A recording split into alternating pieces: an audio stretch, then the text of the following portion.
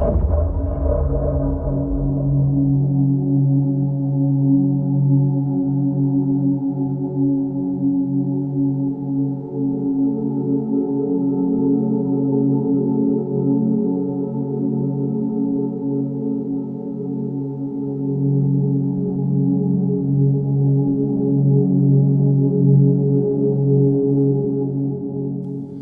everybody, and welcome to a new episode of Gaming in the Wild, a video games podcast about games from the artistic, creative side of the tracks, from indie to AAA.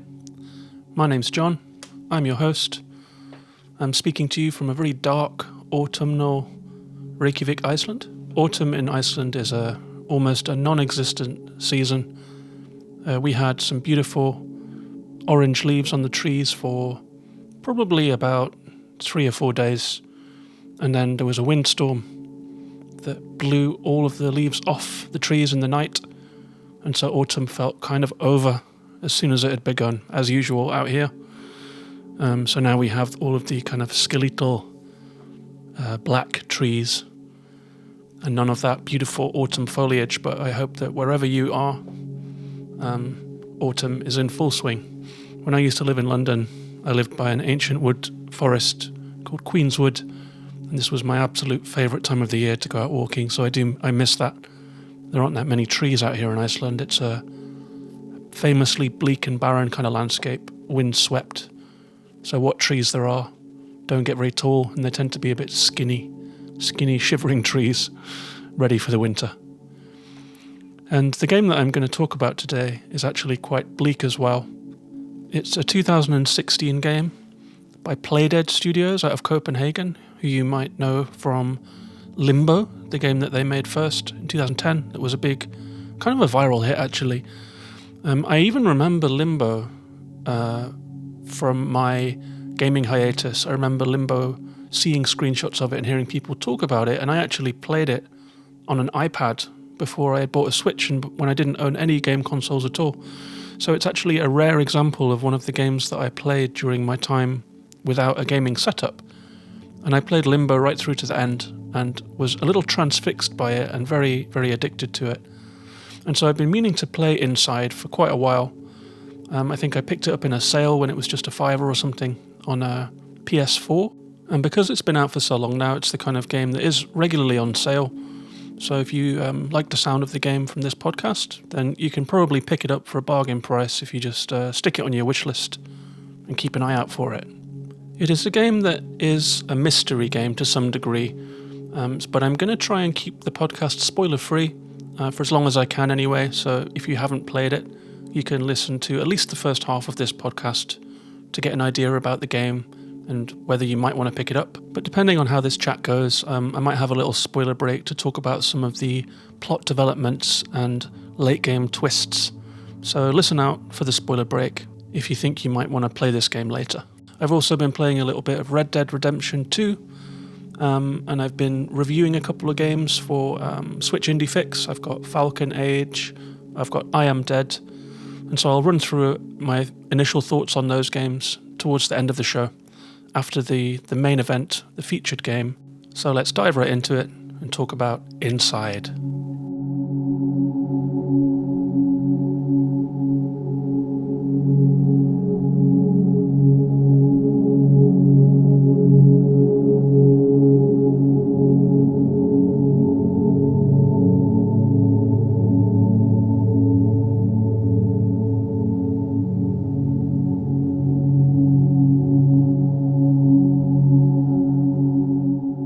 As you can maybe tell from the music, this is kind of a creepy game. I'm actually running a little poll on my Twitter right now to see if people consider this a horror game, because I wasn't sure if they would or not. It's definitely on the kind of the creepy side, but it's not like a blood and guts horror game. It's not like hordes of zombies or anything like that, but it's the kind of game that will give you like a chilly sensation. It's uncanny. It feels like something is very wrong in this game world. And there is some violence in this game too. Your character is vulnerable and will meet a grisly end several times. So let me tell you about the history of the game a little bit first. It came out in 2016, and it was 5 years in development, and it's fair to say that it was quite a hotly anticipated game. After the success of Limbo, everyone was curious about what Playdead Studio would do next, so they really took their time on this one. You can really tell it's a development on Limbo in every way. Limbo is, if you haven't played it, it's a dark puzzle platformer where you run left to right and you play a silhouetted little boy, and you have to get through a kind of a never-ending series of obstacles and horrors, basically. And Limbo seems to take great joy in killing the player in the most grisly, gruesome ways, even though it's just black and white. So, your player will be decapitated, your player will be thrown onto spikes, your player will be eaten by creatures and hit by swinging traps and dismembered, all of which is accentuated by the art style, which is Tim Burton-esque, I would say. There's lots of silhouetting, there's lots of dark environments, there's lots of traps and surprises, and you're never allowed to feel comfortable in the game world. So it really takes joy in the kind of almost comical levels of cartoon violence. And Inside is similar in some ways, like your character will meet a grisly end in many occasions, but it's different. It seems like a slightly more serious game. It has a more developed narrative that you will discover, even though it's wordless, that you will discover throughout your playtime. It takes about 3 or 4 hours to complete. It did get a really big critical fanfare when it came out. It was very well regarded. It got 10 out of 10 on IGN. It holds a Metacritic score of 93 on the Xbox, 91 on PlayStation 4 and Nintendo Switch. And it did well at the festivals. It won lots of awards, including at the Game Awards and at the BAFTAs, tending to get awards for art direction and for narrative. And this game does a great job of telling a story wordlessly.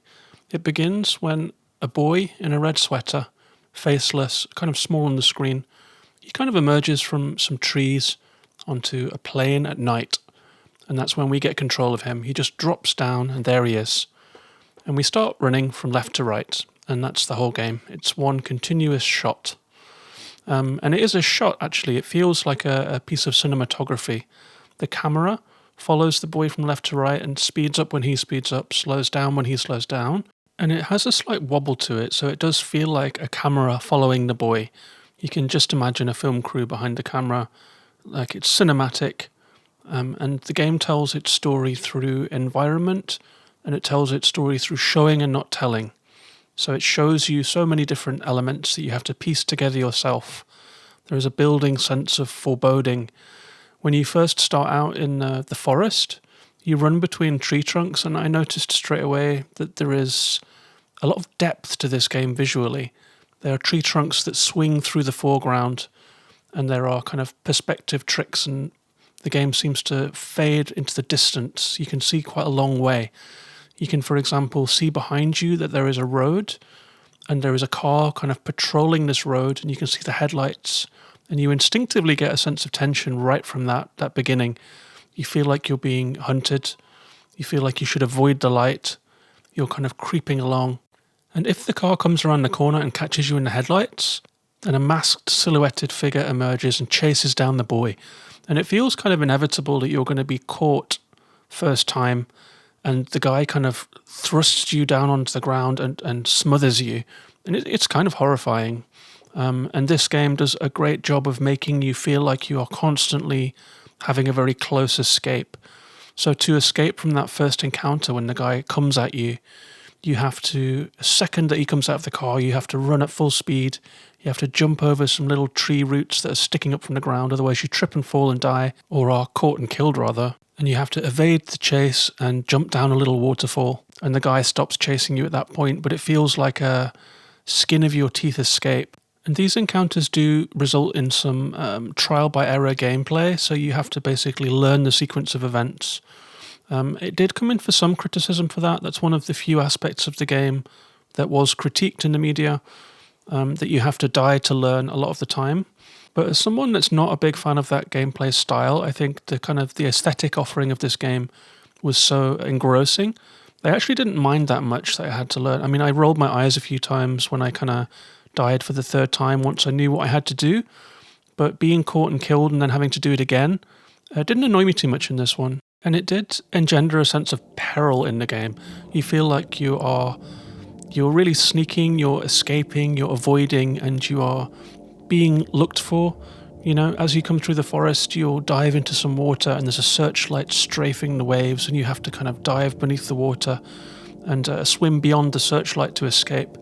And you always feel like there's some malevolent force after you, and you always feel like you just have to keep going. You just have to keep running to survive, keep running through this bleak nighttime world where there is barbed wire and fierce guard dogs and guys with searchlights and cars looking for you.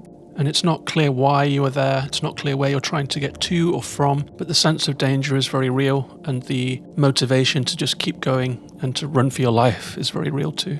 The game does a great job at creating and maintaining that kind of tension.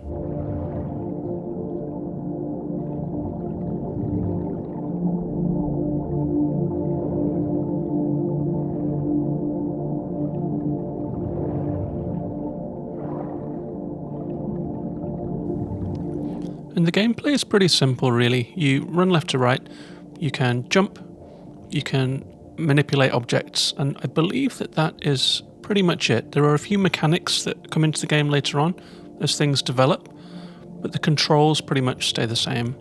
And as you're progressing through the game, the story is told kind of behind you. So the game is in 2.5D, which I guess means that although it's left to right, and ostensibly like a 2D platformer, the environment is rendered in 3D, so it feels deep. And as you're climbing and passing through warehouses and across rooftops and through basements and all of this kind of stuff, you will often see really strange things going on.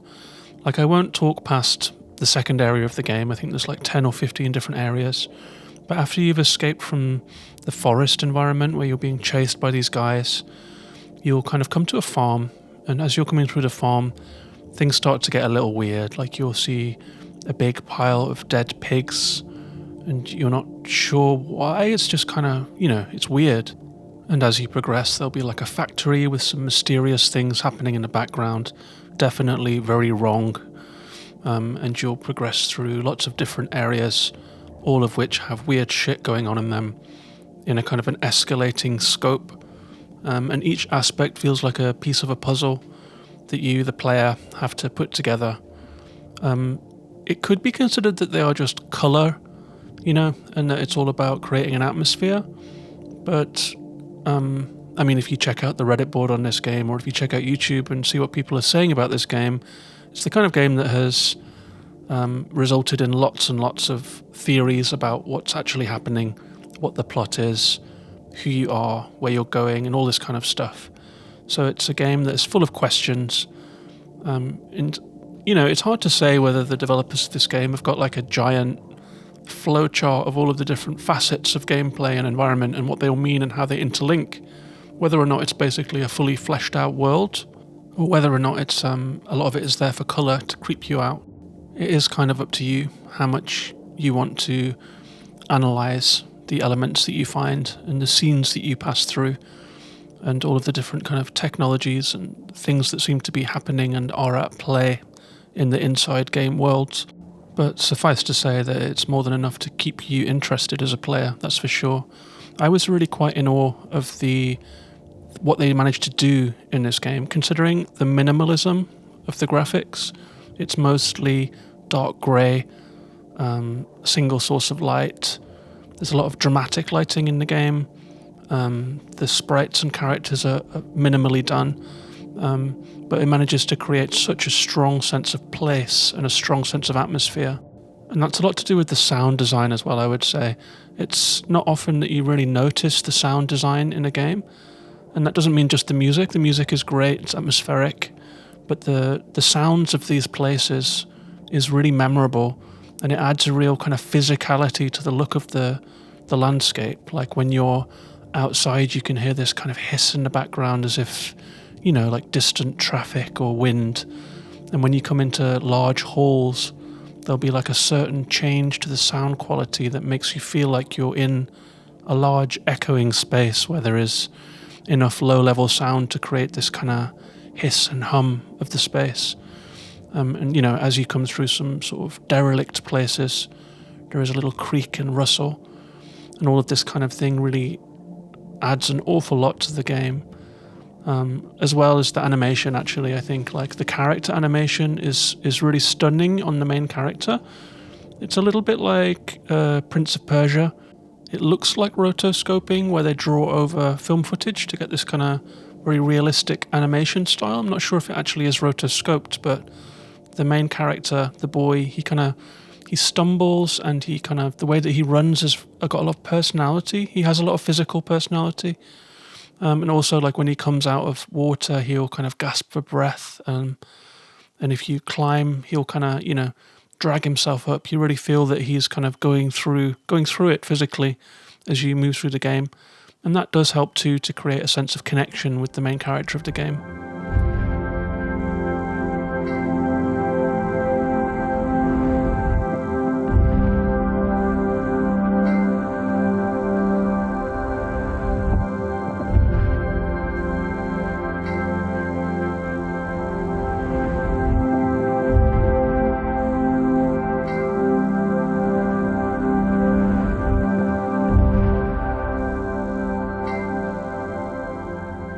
And I think it's at this point that I should probably call a spoiler break. I've been skirting around a lot of the key moments and the plot progression of the game. Even the later mechanics are a spoiler. So if you need to drop out of the podcast, then you can always pop back and listen to this ending later on. You're welcome to come and find me online. I'm at Gaming in the Wild on Twitter, Facebook, Instagram, YouTube, and on Twitch. And I will also mention that I have a Patreon for the show. So if you have enjoyed this episode so far, then you're welcome to find me on Patreon. And for as little as $3 a month, you can get extra episodes and game recommendations and written notes from me about games that are on sale and that kind of thing. So thanks for listening if you're dropping out now. And if not, then I'll be right back.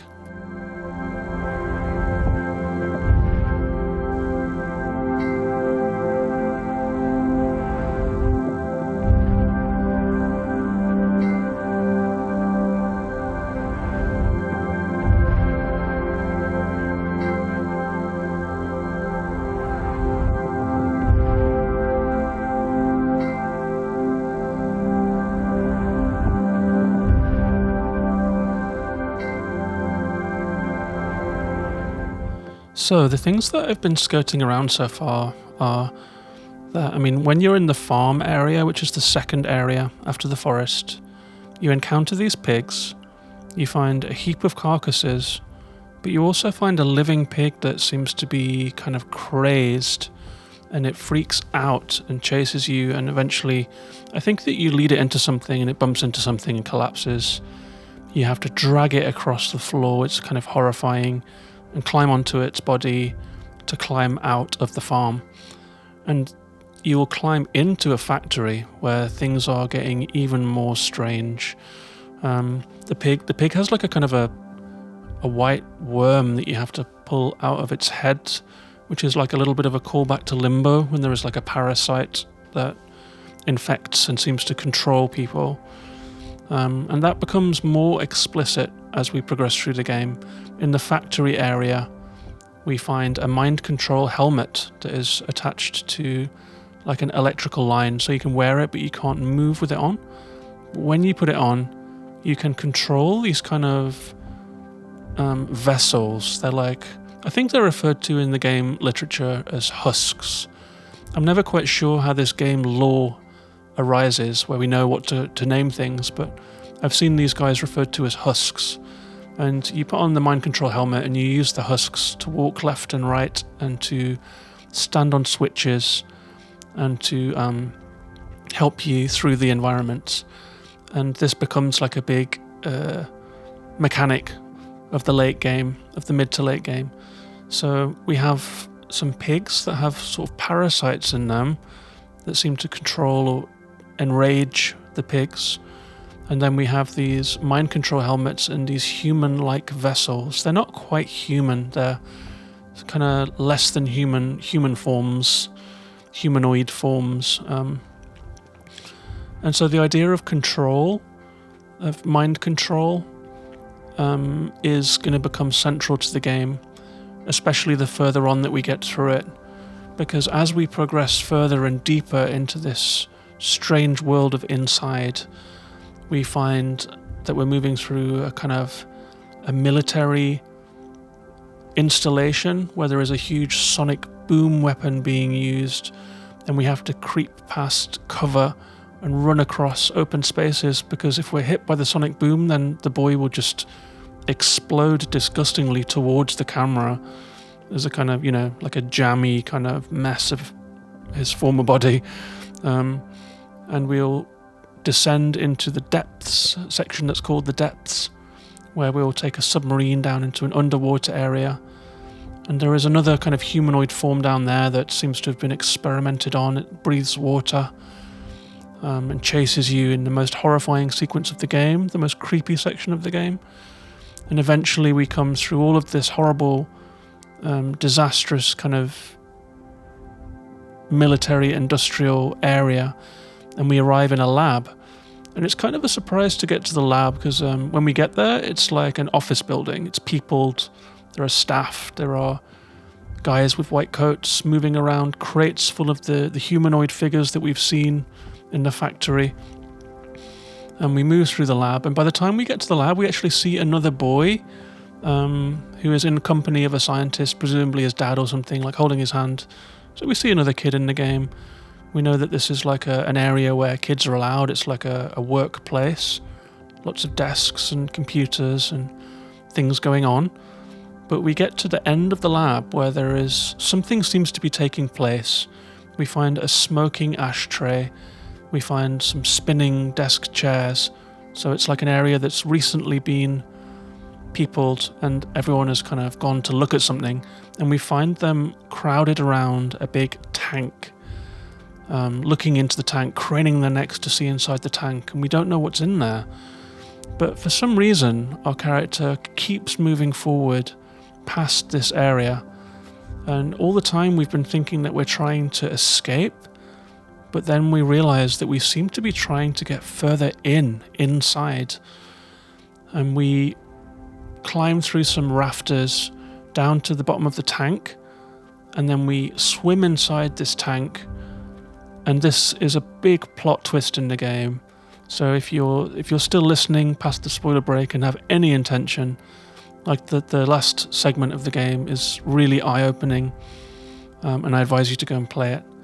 What we see inside is the most alarming and disgusting experiment of all.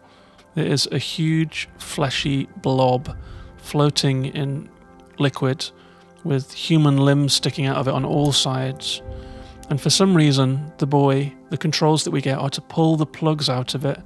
It's connected by 4 kind of umbilical plugs. And then the boy is sucked inside of this blob, referred to in the game lore as the huddle. And suddenly, the huddle charges at the viewing platform, smashes through the glass, breaks out into the lab, and then tries to escape the facility. So for all of this game, we've been controlling a boy, assuming that he's fleeing. But I mean, at some point, it's become apparent that we're actually charging into trouble. Not only do we charge into trouble, but we charge into an extremely hazardous kind of experiment that's going on, seemingly incredibly intentionally. We're then sucked inside of this fleshy ball, which is just horrifying. And then that's what we control to the end of the game. And I mean, when we're controlling this fleshy blob, it's really something. My jaw hit the floor. I was absolutely shocked by this turn of events. We've spent 3 hours controlling a boy, and there's something sympathetic about controlling a child in a game. We want him to be safe from harm. We don't want him to be hunted. We don't want him to be caught by dogs. We don't want him to be caught by creepy creatures. We want him to escape. And that is really a big plot twist. It's not that the boy was trying to escape. He was trying to infiltrate. And once he does infiltrate, I suffered like a moment of player dysphoria there, where I was like, I want this kid to get out, but all he's doing is going further into danger, and it's all I can do. I felt like I was kind of surrendering the agency there. There was no choice for me to control the boy to safety. I just had to control him into danger. But then once you're controlling this giant ball, it has, many, many legs and many, many arms sticking out of it. It charges around. It makes sickening groans and squelches and just this kind of fleshy thuds when you drop down from a height. It slaps onto the ground. It's just gross. And eventually you solve a couple puzzles, you charge out of the area. It seems like the scientists are trying to lure you into a trap, but then you use your kind of inhuman strength to escape again, roll down a hill to the coast, and then the ball seems to just lie there either exhausted or dying on the shore of an ocean, and the credits roll. And that's Inside. But after playing, so many questions just hang in the air. Like, if this boy was trying to reach the huddle for the whole game, why was he doing it? Was he himself mind controlled? We see in the labs that they're working on mind control, possibly starting off in a primitive form of a white grub, which they've experimented on animals with, and then moving into this kind of experiments on humanoid fleshy forms, and then eventually on the huddle, which is like seems to be the culmination of all of the research that we encounter throughout the farm, throughout the factory, throughout the military installation. The fact that there is a military installation with a sonic weapon being tested tells you that this is a military lab, and so perhaps the huddle is, being worked on as a weapon. And to be honest, it's a pretty effective one. I mean, it manages to wreak havoc in this lab environment, to just smash through walls, to smash through windows, to squeeze through tiny vents. It would be, terrifying to just unleash that thing at people. So that's the real question. Is the boy actually a boy? Is he himself a husk? Is he himself under control? Whilst I was Googling around, because it is the kind of game where you want to talk about it afterwards, I found reference to a secret ending that you can find if you locate all of there are kind of hidden areas dotted throughout the games where you can find these glowing orbs, and you can pull the plug out of them or trash them as the boy. And apparently there is a secret ending if you find all of them, where you can power down the lab and the boy crumples to the ground, very much like the husks when they have been disconnected from the mind control devices. So there is a prevalent theory that the boy himself is under control and that he's been trying to get inside for the entire game. So there it is, that's Inside. I mean, I have to say I found this to be a fantastic game. I can see why it is so well regarded. It absolutely deserves all of the Game of Year awards that it got. It's a worthy successor to Limbo, huge development on Limbo. It leaves a lot of questions hanging in the air. It's intriguing, it's creepy. Let me just see right now what the results of our poll were. So on Twitter I asked, is Inside a horror game? And I gave the options of hell yes, it's creepy as fuck, no way, or I guess, or I don't know, haven't played. 34% of people have 62 votes so far. 34% said yes, it's creepy as fuck. 19% say no way. 27% say I guess. And 20% people haven't played. So that's interesting that 1 in 5 people haven't played this game. I guess it has had a lot of hype and it's been on sale a lot of times. So it's not that surprising that most people have played Inside. I mean, most people that follow me on Twitter. I'm not trying to give some fake polling data here. But it seems that the majority of people consider it to be creepy as fuck, and I do too. At the time, I didn't consider it a horror game, but looking back on it now, we have mind control pigs, we have these kind of masked security guards. I mean, are they human? Are they under control? Is anyone that we see and encounter in this game, I guess the most human-seeming people we find are in the lab, but there are just so many questions. The game doesn't seek to answer them. The developers have not sought to answer them. The Wikipedia page talks about player theories, in relation to the things that I've just described. So it seems that they want to leave it open-ended, but it's very effective as it stands, so who can blame them? That's Inside.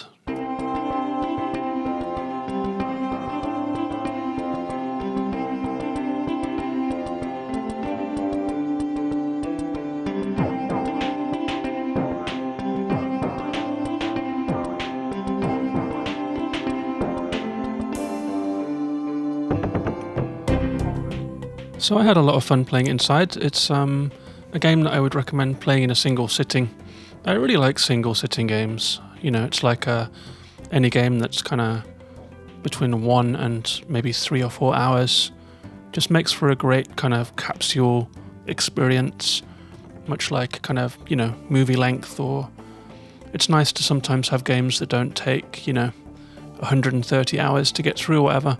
But that said, as soon as I had finished Inside, I was thinking about what to play next, and I got an urge to open up Red Dead Redemption 2, which is, you know, one of the longest, most extensive open world games out there. The first time I played this one, I got through the intro, this kind of snowy intro where you're introduced to the narrative of the game, and then you descend from the mountains, and the gang sets up camp at Horseshoe Overlook, and that's where the game begins proper, and you can go out and ride around in the wilderness, get into trouble, get into mischief, carry out missions for the story, such as, you know, the gang needs money, so you have to basically go and find it. You have to go out and make money. You can do this by following missions like debt collection or robbery, or, you know, all kinds of schemes that the other gang members are up to. You can help them out with. Or you can just go and ride around, although, to be honest, you always do seem to get in trouble. But I've put in an extra probably 10 or 15 hours this time. I was up to just 6 hours before, and I got much more hooked this time. The rendering of nature in this game is really spectacular. As you're riding around, you see, you know, unexpected things. You see small towns and villages, you see farmsteads and ranches. But sometimes I would see like electricity wires, and I'd be kind of taken aback and think, that's not what I associated with this period of history.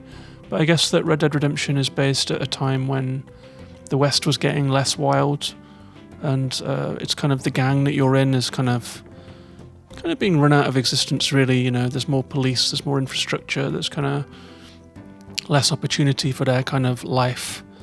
And so the game maybe is kind of documenting that period of when the West got less wild. But I've really enjoyed it. I've been, you know, out hunting and taking food back to the camp and kind of carrying out these missions and engaging in the game world. And I can see myself getting all the way through it this winter, maybe even by the end of the year, so I could count it in my one finish a week chart. I also played a little bit of I Am Dead. It's a new puzzle game from Annapurna Interactive, my favourite publisher probably. And I have to say I've had a little bit of trouble with this one. It's a puzzle game where you kind of have to do a sort of a Where's Wally style search of sometimes quite large environmental situations, and you're looking for clues and memories. And I found it to be kind of tedious so far, to be honest. I'm not charmed by the premise or the voice acting, and so I've been kind of not enjoying it that much. I've been a little annoyed by the voice acting. Feels a little bit kind of amped up. I don't know, it's like this kind of children's theatre vibe where they're kind of just trying a bit too hard. And the puzzles themselves, I've just found myself drifting off and feeling irritated by having to search every corner of this game world. And I mean, it literally is every corner. You have to look in birdhouses, you have to look for little tiny deviations on the surface graphics. I mean, maybe there's something buried there. It's just like a game of hide and seek.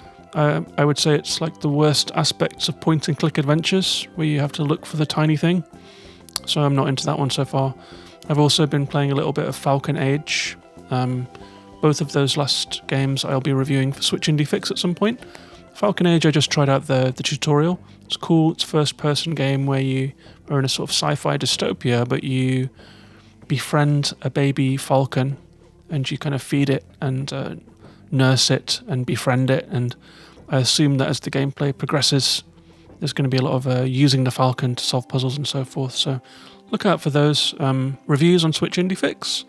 You can find me on Twitter, Twitch, YouTube, Patreon as Gaming in the Wild. Always happy to talk to listeners and find out what you're playing too. Let me know if you've played Inside and if you have any theories yourself. So thanks very much for listening. I'll be back next week with a new episode. Take care of yourselves and each other. Bye bye.